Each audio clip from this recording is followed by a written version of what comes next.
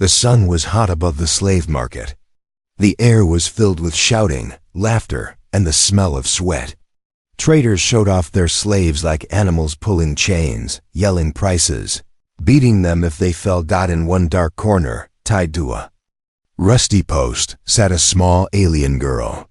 Her skin was pale blue, but dirty and bruised. Her clothes were ripped.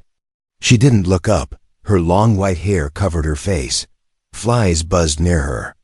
Her hands were tied. She didn't move. She had already given up, worthless. A fat alien trader shouted, pointing at her. She doesn't talk, doesn't fight, doesn't even cry anymore. Just take her for free, a bag of trash. People laughed. No one wants that thing, another trader said. She's broken. Can't be sold. A few aliens passed by, looked at her, then walked away in disgust. Some kicked dust at her. She didn't react. She had been hurt too many times. She had learned to stay still, to stay quiet. It was safer that way. Then, footsteps. Slow. Heavy. Boots. Not alien boots. Human boots. Everyone turned. A man in old combat clothes walked into the market. He was tall, rough-looking, with short dark hair and tired eyes. A long scar ran down his cheek. He had no armor, no guards. Just a backpack and a calm, cold face. A human? Someone whispered, "What's he doing here?" Another asked. The human said nothing. He walked past stalls with golden-skinned dancers, warriors, and even rare beastlings in chains. He didn't look at any of them. Then he stopped. In front of her. The blue-skinned girl didn't look up. She didn't care who it was. He crouched down slowly, quiet. Her eyes were closed. She expected pain, but nothing happened, just silence. Then he spoke. His voice was deep, calm. How much for her? The laughter stopped. The fat trader blinked. What? Her? Are you joking, human? The human didn't smile. I'm not joking. She's nothing. I told you, just take her if you want. She's trash. The human stood. Then I'll take her, the trader shrugged. Fine, she's yours. Don't cry later, human. She's dead weight. People whispered around them, confused. Why would a human take her? Maybe he's mad. Or maybe he likes strange things. The man untied her hands. She still didn't move. He lifted her slowly, gently. Her body was light, bones and skin. Like she hadn't eaten in days. Still, she didn't fight, didn't speak, didn't even look at him. He walked out of the market, carrying her in his arms, like something fragile. No one stopped him. No one cared. Except the girl. Because as she lay in his arms, she felt something she hadn't felt in a long time. Warmth. He didn't hurt her. He didn't call her names. He just carried her, quietly, carefully. After a while, her lips moved, soft, weak. Why? The human looked down. Why what? Why? Take me?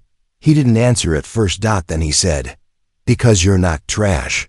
She blinked. A tear slipped down her cheek. She closed her eyes.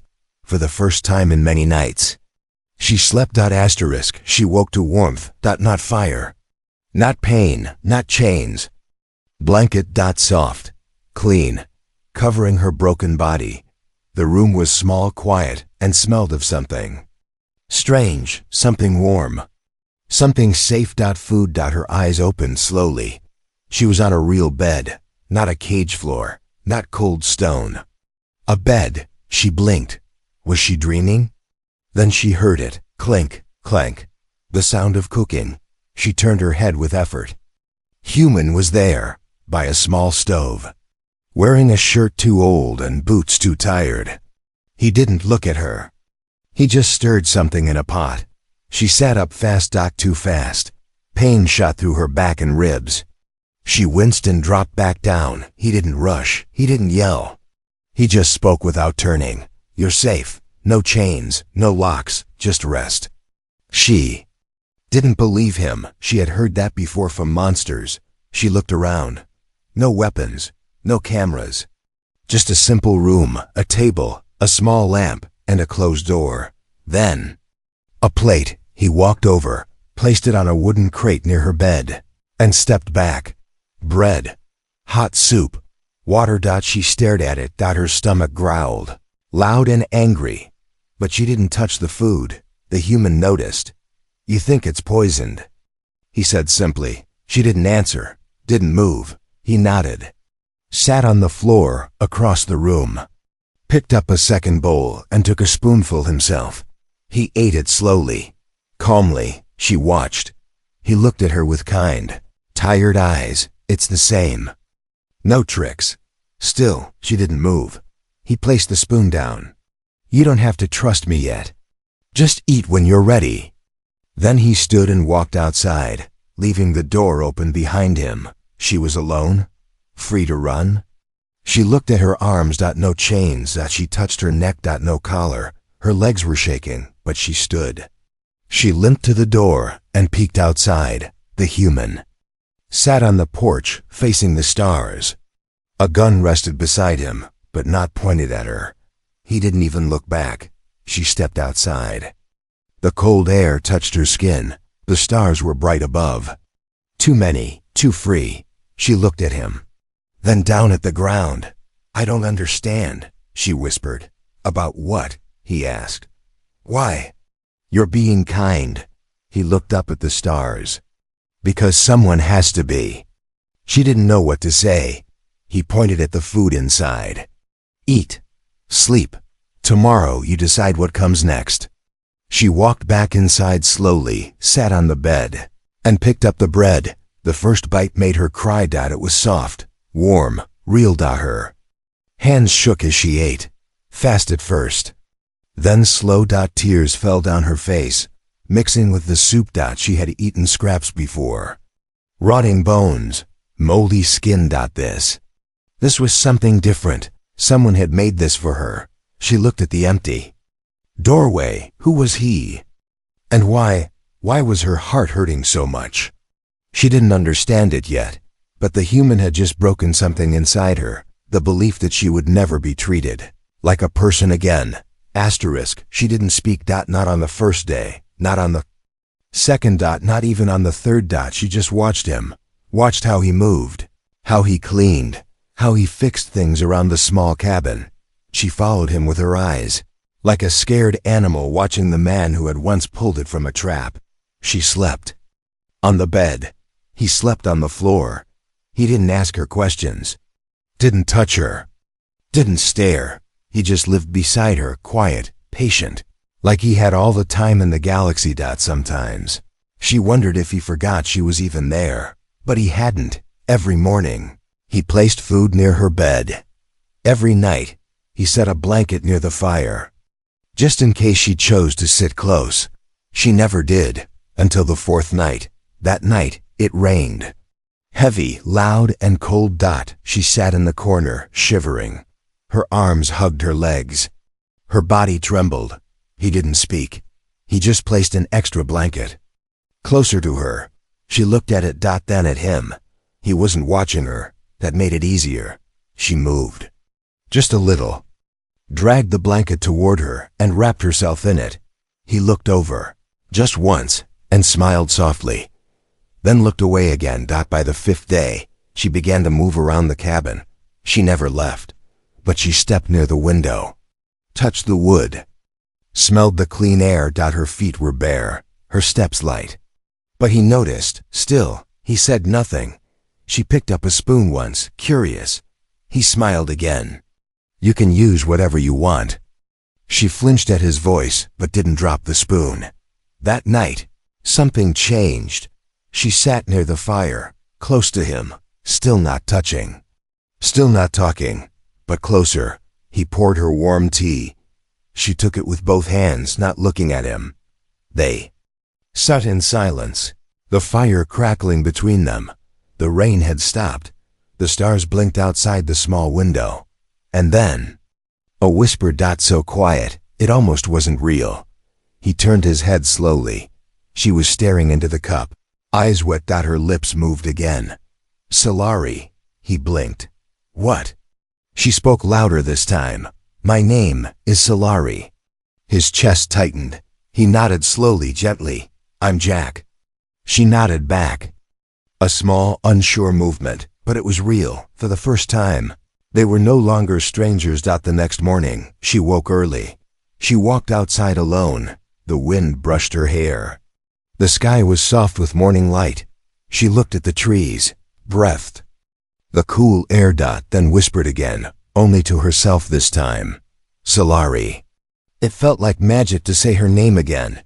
She had been called many things, slave, thing, trash, but now she had her name back, because someone had cared enough to wait. Someone had made space for her voice, even if it took 5 days of silence. She screamed in her sleep, a low, broken cry that shook the walls of the small cabin. Jack rushed inside, gun in hand, eyes sharp, but there was no enemy. Only Solari curled up on the floor, shaking. Her hands clawed at her chest like she was trying to tear something out. "No, not again. Please," she sobbed. Jack dropped the gun. "Solari." She didn't hear him. He knelt beside her. "You're safe. It's just a dream." But she kept crying. So he did the only thing he could. He held her. For the first time, she froze. Her whole body stiffened, but his arms were strong and warm, not hurting. "Just holding. It's over," he whispered. "They can't reach you." "Here." Her breathing slowed. The shaking stopped. She didn't speak, but she didn't pull away either. The next morning, she sat by the fire, wrapped in a blanket. Jack cooked breakfast. He didn't ask her about the nightmare, but she spoke anyway, quietly, slowly. "I was 10 when they took me." He turned. Solari stared at the flames. Her voice flat, empty. "My parents owed a debt to a local warlord.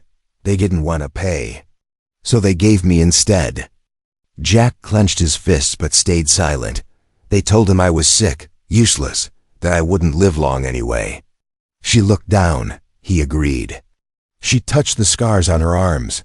"I was passed around, sold, beaten. No one wanted me for long, not even for labor, just to hurt." Jack sat beside her, his voice low. "You didn't deserve that." She laughed, but there was no joy. "I thought I did. For years." Silence fell. Then she looked at him. Eyes red, but steady. "But you changed something." He looked at her, confused. "You didn't ask who I was. You didn't demand anything. You just gave me food, a bed, a name again." Jack swallowed hard. "You deserved all of it." Solari shook her head. "Not according to them." Jack stood and walked outside, trying to calm the anger rising in his chest. He had seen war, seen cruelty, but nothing like this. This wasn't a battlefield. It was a girl's life, stolen, shattered, and no one had cared. Until now. That night, he brought in an old box. Solari looked at it curiously. "What's that?" He opened it. Inside were simple things: an old hairbrush, a sweater, a clean pair of boots. "For you," he said. She touched the sweater with trembling hands. "Why do you keep giving me things?" Jack looked her in the eyes. "Because I want to see you live, not just survive." She didn't speak, but she took the sweater and wore it. It was too big. But for the first time, she looked like she belonged somewhere. She went to bed early that night. Jack sat outside, staring at the stars, fists clenched. The warlord who started her pain, the traitors who sold her, they were still out there. And something deep inside him burned. Not just anger. Purpose. He had saved her body, but now he wanted to protect her soul. No matter what it cost him. Asterisk. The wind had changed. Jack noticed it first. It was sharp, colder than usual. Not just weather. Something in the air felt wrong. That evening, as he chopped wood behind the cabin, he paused. A crack, a snap, not from his axe. From the trees. He turned fast eyes, scanning the forest. Nothing. But he felt it. They were not alone. Inside the cabin, Solari hummed softly. Her Fingers brushed the sweater he gave her. She liked the warmth. She liked the quiet, but her hum stopped. She felt it too, the kind of silence that wasn't peaceful, the kind of silence that watched. She stood slowly, walked to the window, and looked. Out. The forest stood still. Too still. No birds. No bugs. No wind in the trees. Just stillness. Then a shadow moved, far between the trees. Fast. Gone. In a blink. Her heart jumped. She backed away from the window. Jack walked in seconds later, his face tight. You felt it too, he said. She nodded. He locked the door. That night, neither of them slept. Jack sat by the window, rifle on his lap. Solari sat by the fire, holding the sweater tighter around herself. She looked at him. Do you think it's them? He didn't answer at first. Then said, someone's been watching us for 2 days. From far, hiding, but today, they came closer. Solari's voice shook. They want me back. No, Jack said firmly. They'll never take you. She looked down. He stood and moved to the door. Placed motion sensors outside, trip wires. Silent alarms. Then sat again. Gun ready. Eyes cold. Midnight. Beep. The motion sensor blinked once. Jack stood. Solari froze. He raised his finger silent. He moved to the door and opened it just a crack. Outside. Nothing. Then he saw it. Footprints. Fresh.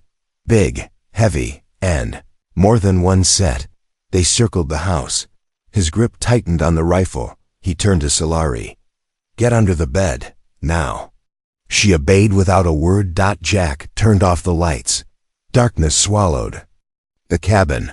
He became still as stone, listening, breathing slow. Another noise, a low metal sound. Someone was checking the back window. Then a voice. Outside. Rough, alien, familiar to Solari. Come out. Girl, you know who we are. Her blood ran cold. That voice, that laugh. It was one of her old masters. Another voice joined in. Come quietly, or we'll drag you out screaming like last time. Jack stepped outside. Gun raised. No, he said loudly. The men in the shadows turned. A flashlight flicked on. 3 aliens, armed, one tall, scarred with a cruel smile. The leader stepped forward. You're just a man, human. Hand her over, and we won't break your bones. Jack didn't blink. She's not yours anymore. The leader growled. She's property. Jack aimed his rifle. Then I guess I'm stealing. Inside, Solari watched from under the bed. Her hands were shaking. She had no weapons. No strength. But she had one thing. Someone willing to fight for her. And for the first time in her life, she didn't feel alone. Asterisk, the first shot never came from Jack. It came from them. A flash of red light lit the trees burning straight toward him, but Jack had already moved. He rolled to the side, dropped behind cover, and fired once clean. Sharp. One alien screamed, grabbed his leg, and fell hard. The others roared and spread out. Jack wasn't afraid. He had seen real war. These thugs were cowards hiding behind noise. Inside the cabin, Solari covered her ears. Each shot felt like thunder. She wanted to scream, but she didn't. She knew this was a fight for her life. No. For their life. Outside, Jack ducked behind a tree as plasma fire hit bark and stone. He checked his ammo. Only 5 rounds left. He breathed out. Slow. Calm. They had better weapons. But he had a reason. And sometimes, that's stronger. The leader yelled, You'll die for that broken girl, human. She's nothing, Jack shouted back. Funny. She's already more than you'll ever be. The aliens charged. Jack didn't fall back. He met them head on. The first tried to flank him. Jack kicked his knee in and slammed his rifle across his head. The second raised a knife. Jack fired point blank. The third, taller, faster, grabbed him by the throat. Jack struggled. The alien lifted him off the ground. Say goodbye, human. The creature hissed, but Jack didn't say a word. He headbutted him hard, then pulled the blade from his boot and drove it into the alien's side. The beast howled and dropped him. Jack landed hard but rolled and stood again, face bloody, eyes burning, still standing, still fighting. The last one ran. Coward. Jack didn't chase. He walked back toward the cabin limping, bleeding, but alive. Solari met him at the door. Tears streamed down her cheeks. Seen it all from the window. She grabbed his arm, held him like he might disappear. He looked at her and smiled weakly. Told you, they won't touch you again. She couldn't speak, only cry. He wiped the blood from his face and said, sorry for the mess. She laughed through her tears. That night, she cleaned his wounds, hands gentle, eyes full of something. New. Not fear, not sorrow, but care, real care. And when he finally slept, she sat beside him, watched him. Protected him, because the man who stood between her and death was now everything she had, and she would never let him fall. The cabin was quiet again, but it was not the same. The silence now was soft, peaceful. It was no longer hiding fear. It was holding something new, a future. Solari stood outside, barefoot in the grass, feeling the earth for the first time. Not just touching it, but feeling it. The breeze danced through her hair. She raised her face to the sky and smiled. It was small, unsure, but real. Behind her, Jack leaned against the doorframe, bandages on his arms, a fresh scar across his brow, but his eyes were calm. He was watching her, not like she was fragile, but like she was free. Inside the cabin, something had changed too. The chains were gone, the blankets now folded together. 2 cups on the table, a shared meal, a shared life.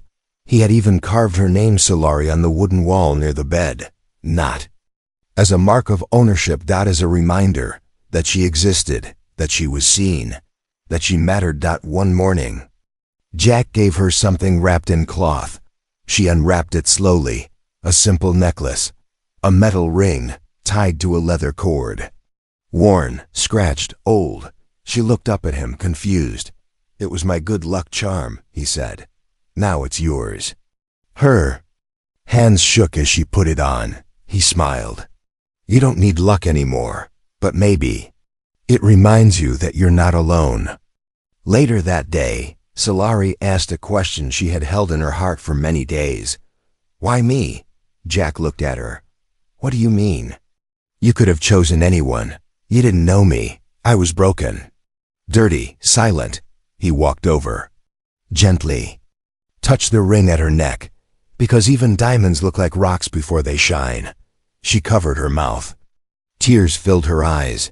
Then, without fear, without doubt, she stepped forward and hugged him. It wasn't the hug of a slave to her master. It wasn't fear or thanks. It was trust. It was home. Weeks passed. They built a garden. She learned to smile, to laugh. He taught her how to shoot, how to defend herself, not to make her a killer, but so she'd never feel helpless again. She made him a new shirt, sewed his name on it, Jack, with small crooked letters. I'm still learning, she said, embarrassed. It's perfect, he said, wearing it proudly. One night, as they sat under the stars, she said quietly, they called me nothing. For so long, Jack turned to her. And now? She looked into his eyes. Her voice didn't shake. Now, I feel like everything. He didn't reply. He just took her hand and held it, not to protect her, not to lead her, but to walk beside her.